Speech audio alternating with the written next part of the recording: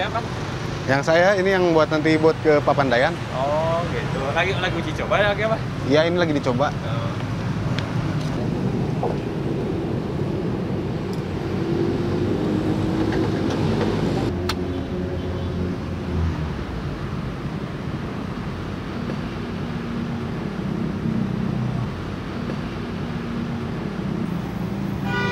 Hier, ça marche.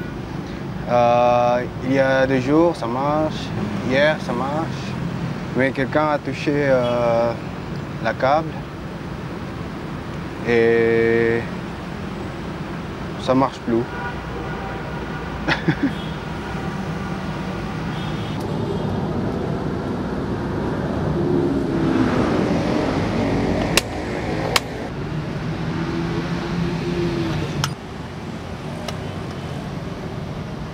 Yeah. Yeah. Ça marche. Bagus.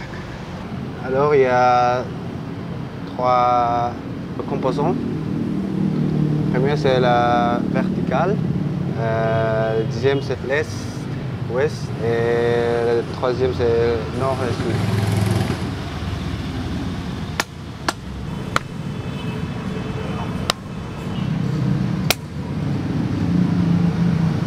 Tremblement de terre. Ça marche.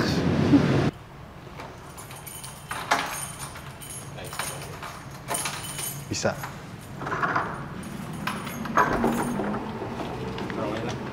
Iya.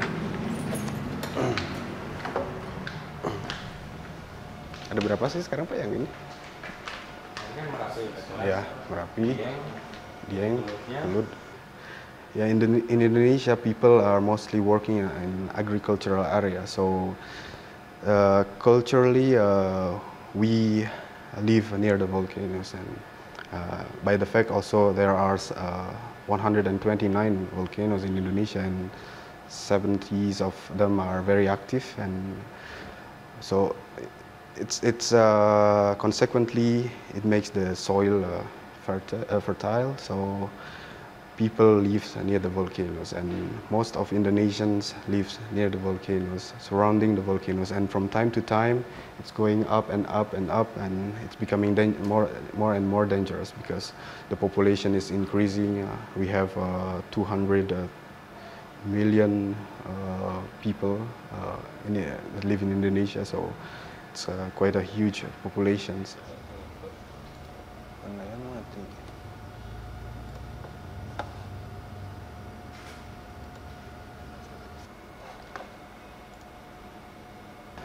It's the weekend, so there are no many people working here, but we always have people that is working from time to time in this room. So this is the center of all the data of the volcano. So if you see, this is a beautiful beautiful room, yeah, because this is the center of volcanology.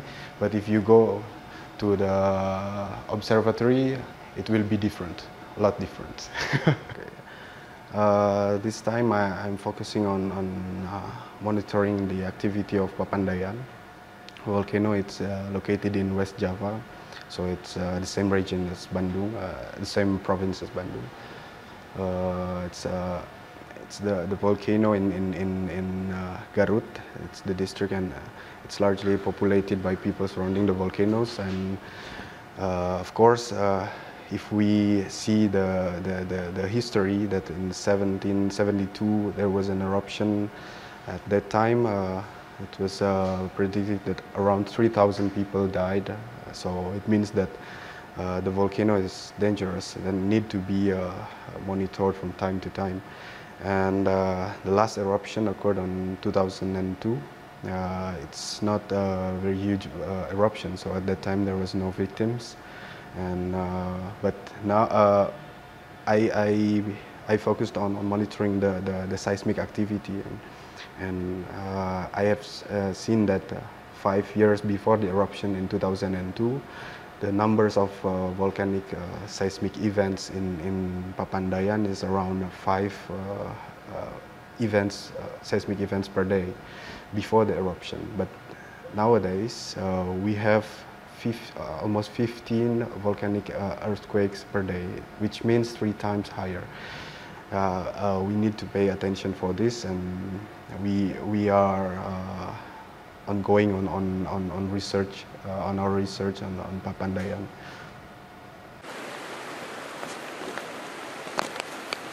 Panas sekali.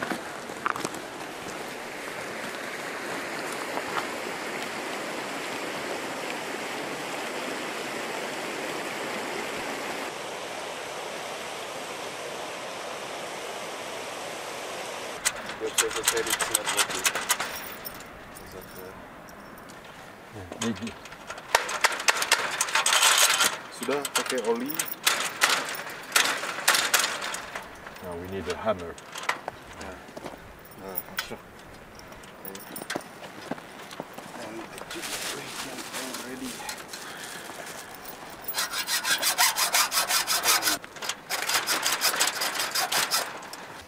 Je crois que c'est surtout avant tout un problème de corrosion. On est dans les gaz là.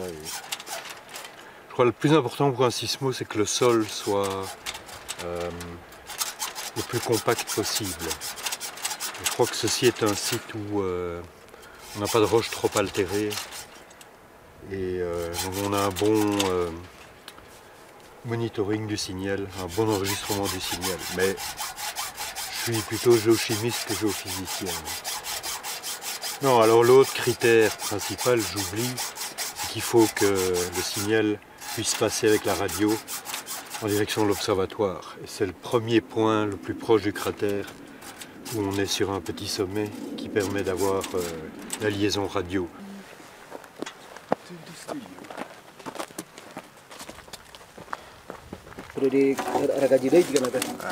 Corrosion. C'est propre. Ah oui. Ça c'est vraiment la belle corrosion. Ya, gitu.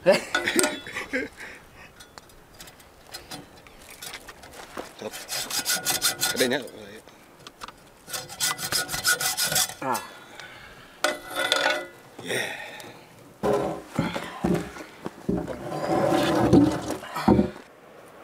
Do you have data from the tilt meter? Yes, I have collected 4 years of, and on my future report it will be Future.